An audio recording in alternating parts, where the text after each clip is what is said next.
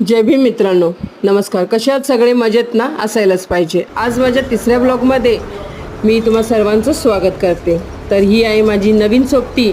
आता थोडे दिवस हिच्या आधारावरती जगायचं आहे. व्हीलचेअर झाली, वॉकर झाला आणि आता ही स्टिक. घरी बसून कंटाळा आला होता. म्हटलं जरा बाहेर जाऊन यावं. पावसाळा म्हटलं की पाऊस हा पडणारच आणि छत्री नसेल तर 100% पाऊस भिजवायचं काम करतोच.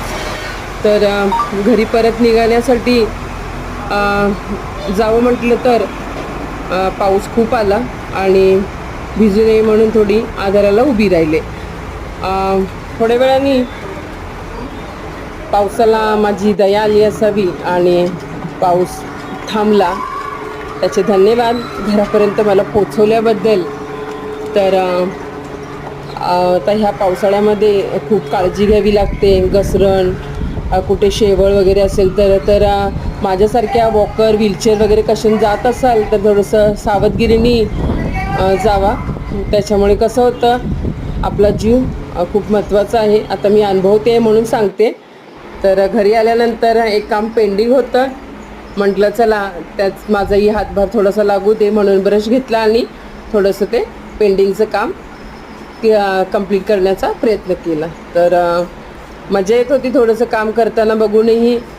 आणि थोड्या वेळाने वेळ झाली आता आपल्या चहाची. तर चहा म्हटलं की सर्वांनाच पावसाळा आणि चहा हे काय वेगळं कॉम्बिनेशन नाही आहे, कॉमनच आहे. पण कोणाला आवडतं कोणाला नाही आवडत, पण आम्हाला आवडतं. तर आवडणाऱ्या व्यक्तींनी चहा प्यायला या. तर कसा वाटला माझा ब्लॉग? 100% लोकांना नाही आवडणार, पण ज्यांना आवडेल तर त्यांनी इतरांनाही लाईक, शेअर आणि सबस्क्राईब करायला सांगा. Thank you for watching my mini blog. Thank you so much to all.